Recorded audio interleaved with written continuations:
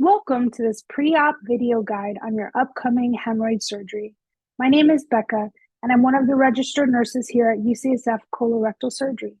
Please take your time listening to this video to prepare for your post-op recovery period. This surgery will require significant self-care, and the more prepared you are, the better you will be able to recover. Thank you in advance for your time and attention to this video. In this video, we will go over the following topics.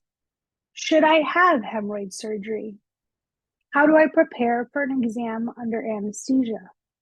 How do I manage the post-op period? And final thoughts and advice. Helpful tips for navigating the video. This video contains a lot of information, but you don't need to absorb it all in one viewing. You can rewatch this video as many times as you'd like. The slide number is on the bottom left-hand corner of the slide, so make note of that if you want to return to a specific slide. And I do want to let you know that there are detailed pictures in this training. That means that there are some pictures that you may consider graphic, or they may be surprising.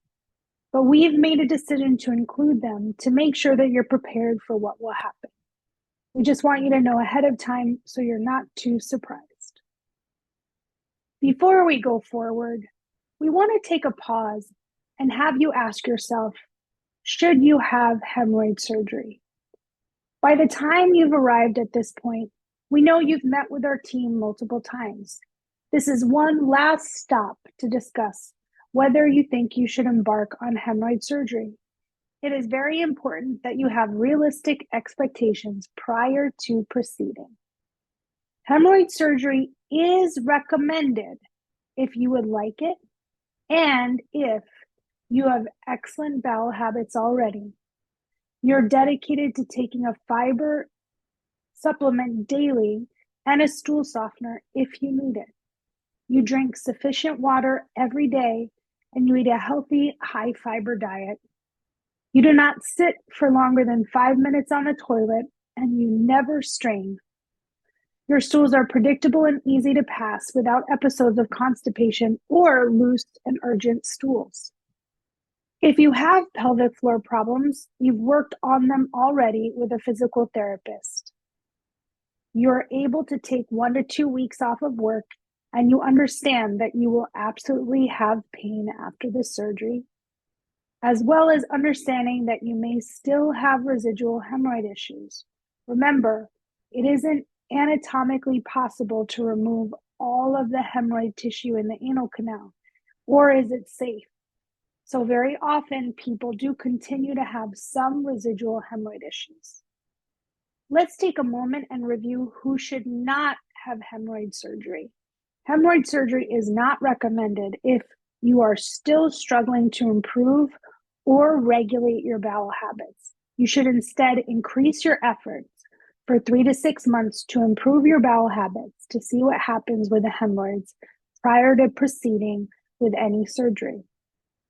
You're expecting your anus to look a certain way immediately after surgery. It will take time to heal, so please make sure that your expectations are in line with post-op outcomes. You think that you will not have pain because you manage pain well, or you've done well with other surgeries in the past. You should reconsider surgery if you believe this, as this surgery is very often very painful to recover from. All hemorrhoidectomies are done in an exam under anesthesia or an EUA. Here is what you need to know to get ready for your EUA. Please do not have anything to eat or drink except clear liquids after midnight the evening before your surgery. This includes gum, candy, or mints. You may have clear liquids on the day of surgery up to 2 hours prior to arrival. You will need to take a shower with Hibiclens or chlorhexidine soap prior to surgery. We will also go over all of this with you prior to surgery, and you'll be given a handout to make sure that you are prepared for your exam under anesthesia. These are pictures of what the hemorrhoidectomy looks like before and after. On the left-hand side, you'll see a hemorrhoid. It's noted with a little arrow that says hemorrhoid. After the hemorrhoidectomy, You can see on the right-hand side that it has been removed and then sutured closed. You will have sutures, but they do not need to be removed and will slowly dissolve as you heal. This is the kind of wound that you'll be managing. And it's also important to know that very often the other hemorrhoids that are still in the anal canal, because again, they're part of normal anatomy, may get very swollen. So don't be surprised if your anus still looks swollen or it looks like you've developed new hemorrhoids. We'll talk more about that in a little bit. In the next few slides, we're going to talk about how to manage the post-op period. First, let's talk about pain. You will have significant pain with this surgery.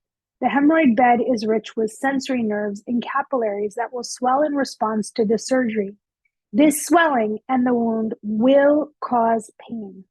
You must also pass a bowel movement at least daily after surgery, so you will be aggravating the wound with all of your bowel movements, as well as sitting on the couch and other activities.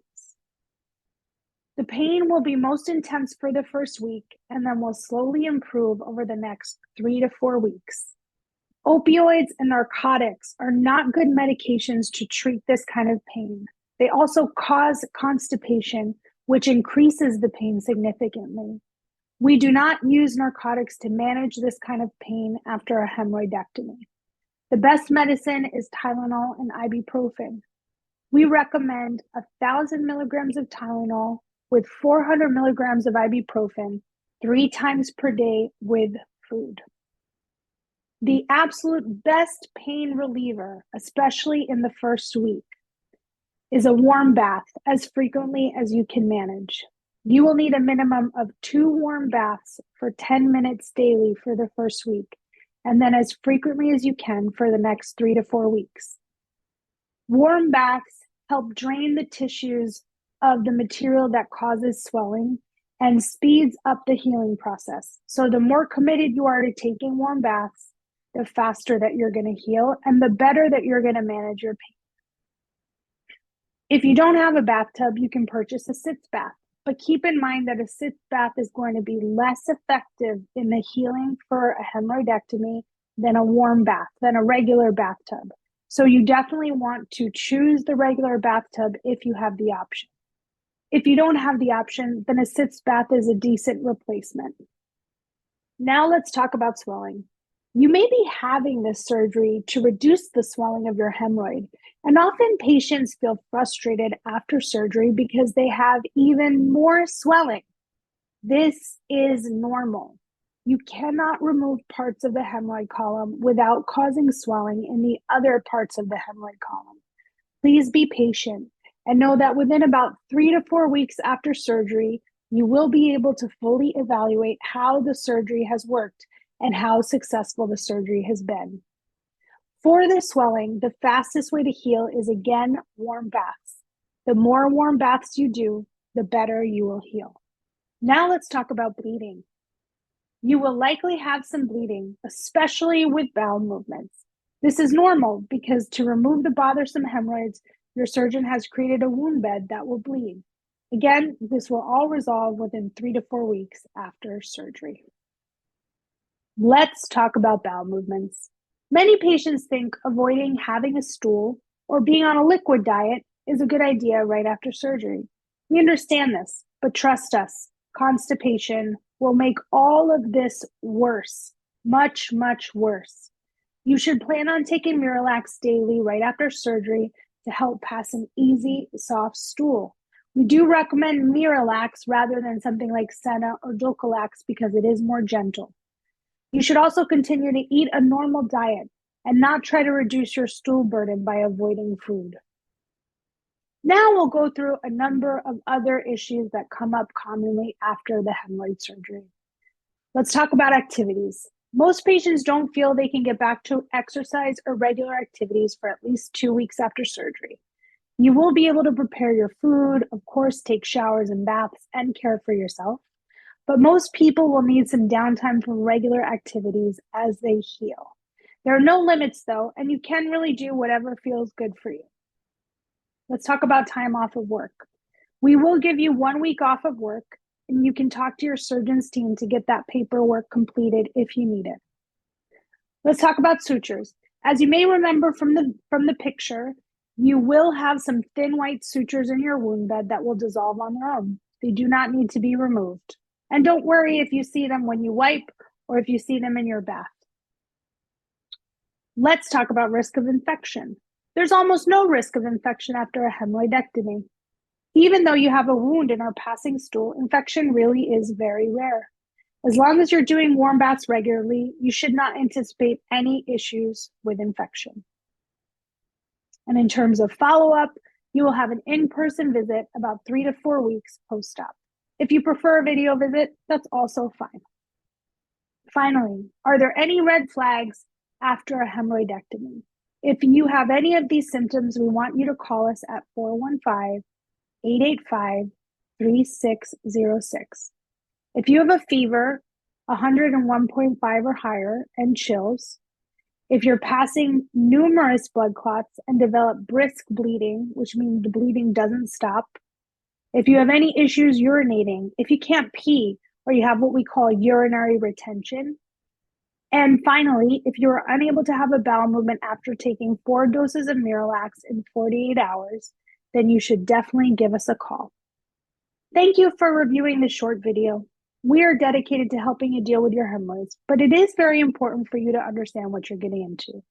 The more information you have about what to expect, the better and more effectively you can heal after surgery.